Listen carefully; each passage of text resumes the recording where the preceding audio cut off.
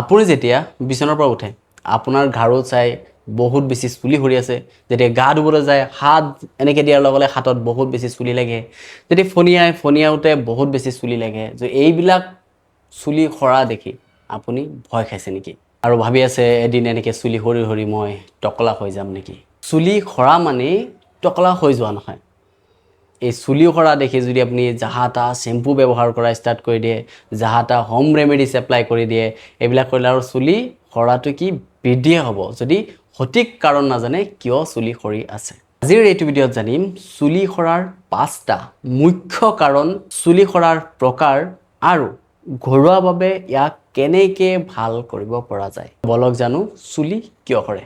প্ৰথমটো হৈছে genetic factor genetic কাৰণ বংশগত কাৰণ আৰু ইয়াক কোৱা হয় এন্ড্ৰজেনেটিক এলোপেচিয়া এইটো হ'লে কি হয় পুৰুষৰ ক্ষেত্ৰত এই দুটা সাইডত হেয়াৰ লাইন পিছলৈ যায় আপোনাৰ যোনটো পুৰুষৰ মূৰৰ মাজ অংশ আছে তাত চুলি পাতল হৈ যায় মহিলাৰ ক্ষেত্ৰত দেখা যায় যে যোনটো মাজৰ পাৰ্টিশন আছে এইটো বহুত বেছি বহল হোৱা দেখা যায় আৰু ওভাৰঅল মূৰৰ চুলি পাতল হোৱা দেখা যায় দ্বিতীয় নম্বৰটো হ'ল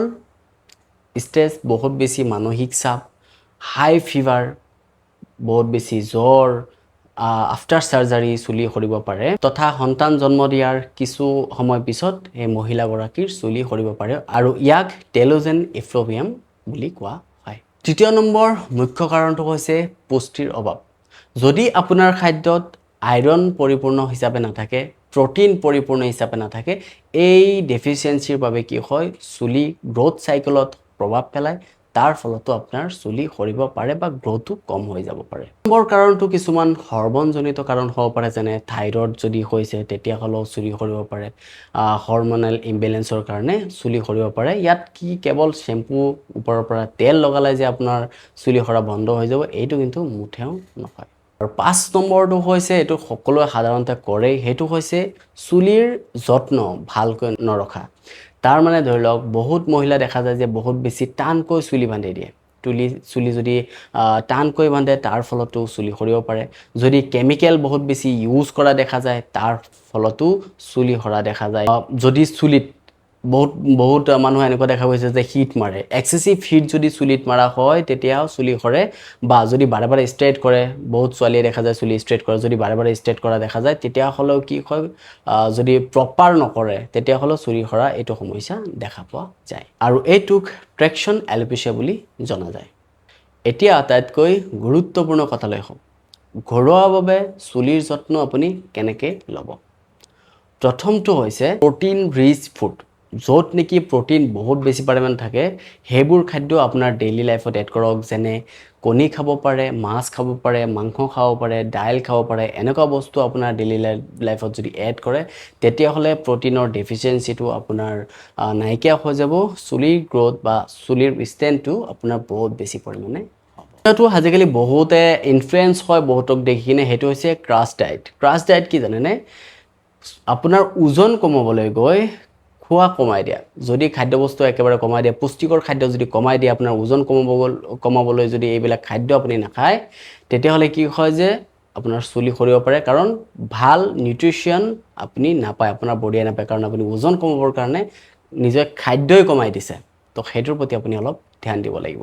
তৃতীয় নম্বৰটো হৈছে জেন্টেল হেয়াৰ কেয়াৰ যেতিয়া আপুনি হেয়াৰ ৱাছ কৰিব চুলি আপোনাৰ ধুব তেতিয়া ভাল ব্ৰেণ্ডৰ শ্যাম্পু ব্যৱহাৰ কৰিব শ্যাম্পু ব্যৱহাৰ কৰাৰ পিছত কণ্ডিশ্যনাৰ ব্যৱহাৰ কৰিব আৰু লগতে কি হ'ব জানেনে ভিজা চুলিত আপুনি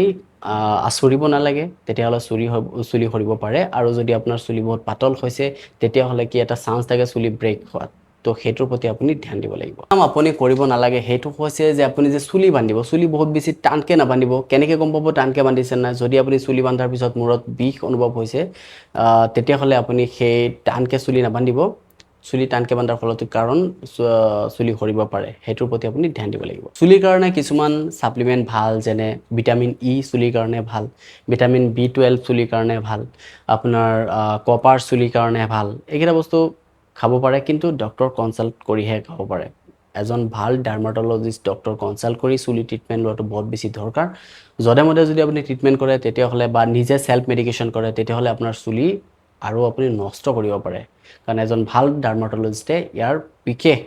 গুণ চাই কেনে ইয়াৰ ট্ৰিটমেণ্ট আপোনাক দিব। তো আশা কৰোঁ ভিডিঅ'টো আপোনালোকৰ বহুত বেছি ভাল লাগিছে আৰু এনেকুৱা ধৰণৰ ইনফৰ্মেটিভ ভিডিঅ' যদি লাগে কমেণ্টত জনাব কোন টপিকৰ ওপৰত আপোনাৰ ভিডিঅ' লাগে আৰু চেনেলটো যদি নতুন চাইছে ছাবস্ক্ৰাইব কৰি থ'ব।